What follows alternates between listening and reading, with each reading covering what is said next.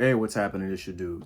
I just wanted to go ahead and hop on here and do a little something real quick. So as I pretty much, I know I've been away because you guys know I'm busy here and there and everything. So I decided to go ahead and speak on something that actually sparked my interest.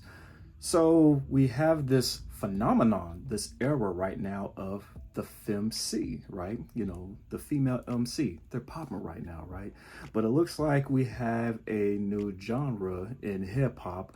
A lot of you guys are labeling it as what they call it, the hoe era or the hoe music, or we'll just say stank rap, hoe culture. That is what I've been like running into every time I get on YouTube, or pretty much that's it, just black YouTube and sometimes Twitter here and there.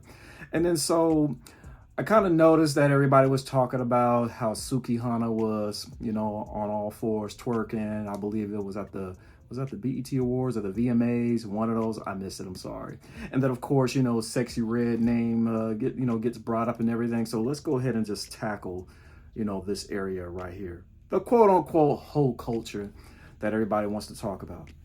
But so far what I'm hearing and what I'm seeing other content creators talk about, especially the ladies came out. The ladies are pretty much stating, the ladies of content creation are stating that these black women are making black women bad, look bad, making them look worse, or setting them back. What they're saying, Sexy Red, Sukihana, Glorilla, you know, am I missing anybody else? But this is where apparently where we're at right now, right? How we got these women who are getting on the microphone making these songs about they booty hole brown, suck my toes, and I got the best pussy, yada yada, excuse my French.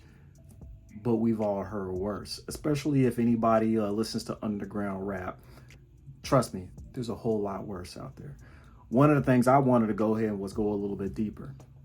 I wanted to talk about, is this type of music only being referred to whole culture or stank rap because of the colorism, because these women are dark skinned? It's funny because back in the day when Trina first dropped, I did not hear anybody refer this to whole culture, or even when Little Kim was popping, I didn't hear anybody refer to her type of music as part of whole culture or stank rap or whatever.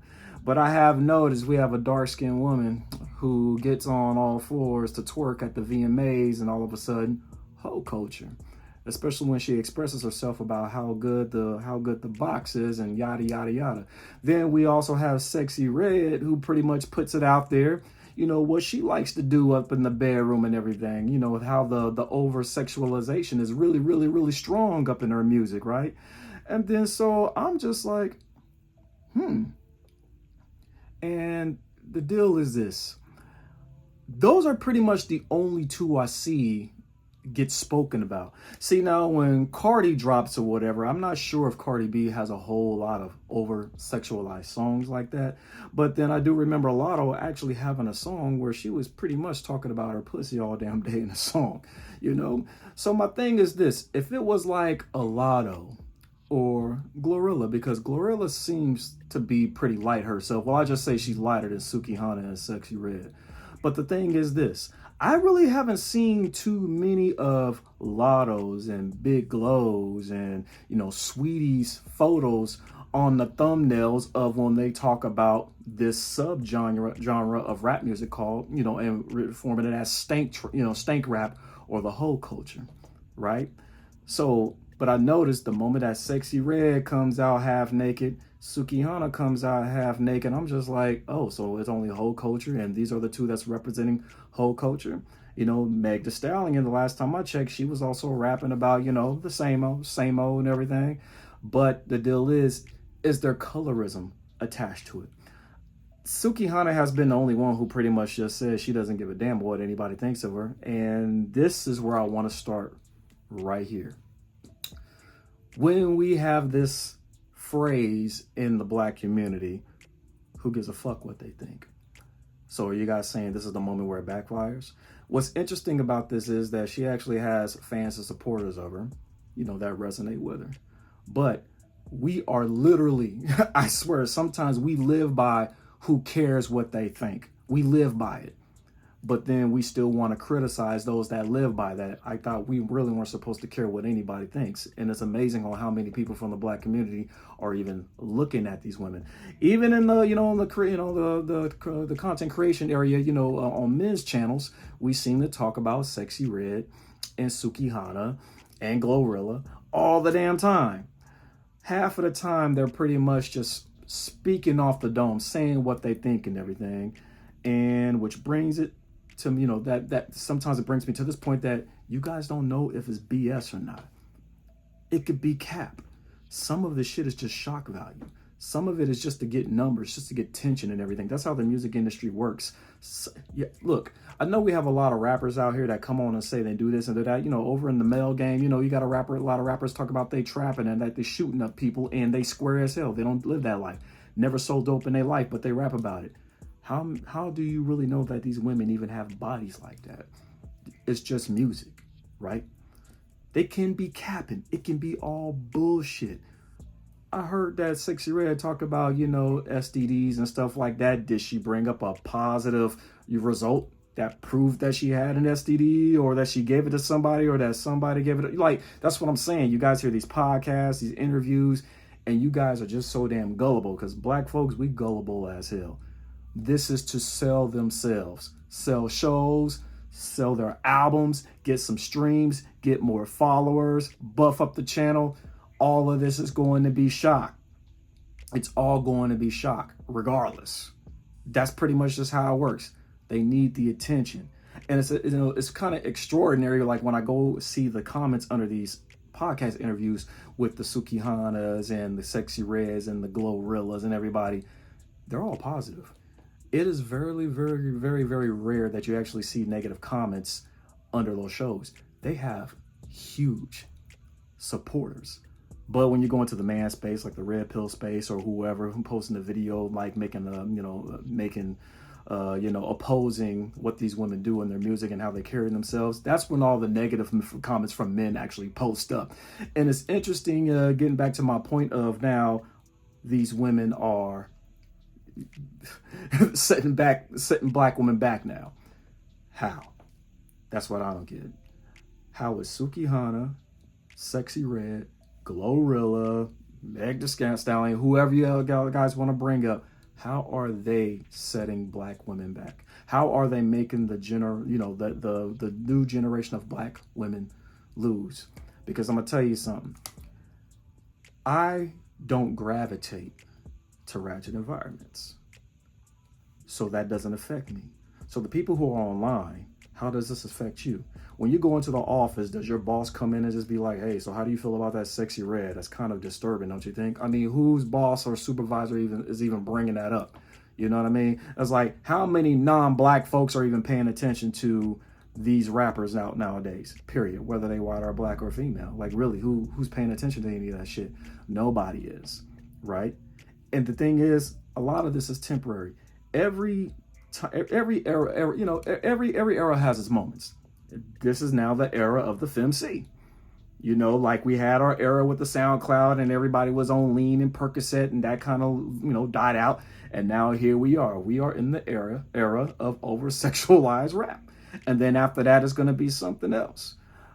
But I do think it's pretty, I think it's kind of like a over-exaggeration to say that these new rappers are setting Black women back, right? I mean, unfortunately, my daughter has heard of S3xyy Red, and she even told me she listens to her and her friends at school listen to it too. But my daughter's not home bumping that shit. My daughter still prefers old school R&B over that. You know what I'm saying? So it's really not that damn harmful. I think what it is that when people just see the public twerking, remember, women, y'all have been twerking publicly in restaurants and shit before S3xyy Red and then dropped. We have that documented on the internet. So who cares? But also what I wanted to talk about, how they found a market. There's a market for ratchet. There's a market for stank. There's a market for everything. They found the market. Their market, dude, there was really no one around who came out over sexualized with this type of music. Nobody really around. I mean, Little Kim, yeah. But I'm going to tell you something. Little Kim was rolling with a bunch of dudes. There wasn't a whole bunch of women that was rocking with her, you know, at concerts half naked, or like the way you see how, you know, how it is nowadays. It's different, right? They have a small market. This market is not huge. So that's when I hear people like, oh man, you know, she's setting black women back. It's like, how? If you even look at, let's just go with Sexy Red's tour. I believe it's called the Hot Hood Princess or something like that. Look at the cities that she's having her shows in. And I heard that they're sold out. They're in theaters and auditoriums in Baltimore, San Francisco, you know, they're DC, Detroit. They're usually in urban metropolitan cities. That's their market. She's from St. Louis, another urban market. That's her block. Those people resonate to that. Like you have people that resonate with Tech Nine. You have people who resonated with Little Pump.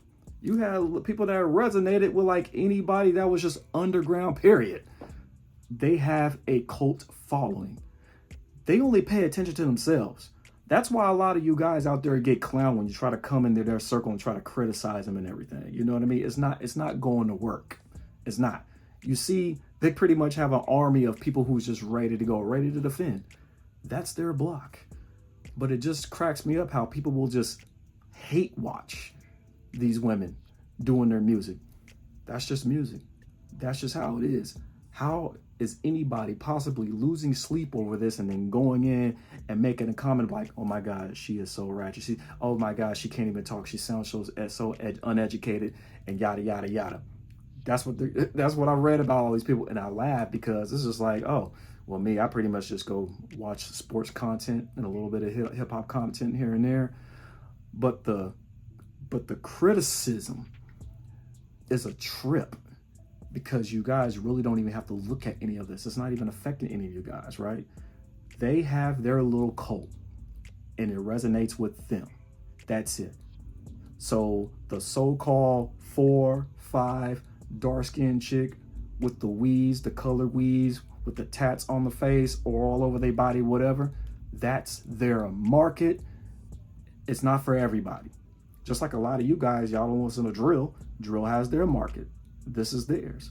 But for somebody to say, like I really haven't heard anybody say drill is setting us back. It's like, look, cats have been getting murdered before drill became popping. Shoot, cats have been getting murdered before like any type of trap music started popping. Like there has just been murder capitals before hip hop was just popping like crazy. You know what I mean? People just got killed because they was just like opposing one another, you know, in the hood and everything, right? And now here we have this, at this moment, these girls are just doing their thing. They're getting their money. It's just a matter of who's watching. This is not going to last long. This is just here for now. So until then, what you see is what you're going to get if you decide to pay attention to it. But on the low, some of these dudes, they find Sukihana attractive. They find, you know, Sexy Red attractive. You know, they like to hate watch. They know they would smash. They just know they just can't bring this woman home to mama. That's all it is. And for the black women that are saying like, hey, these chicks are plants and all of this and everything, it's like, you guys are a small population. Ladies in hip hop are a real small population. Real small. And this is going to end up going to the next one. This is just a phase right now. When it comes to music, it comes in trends and they come and go.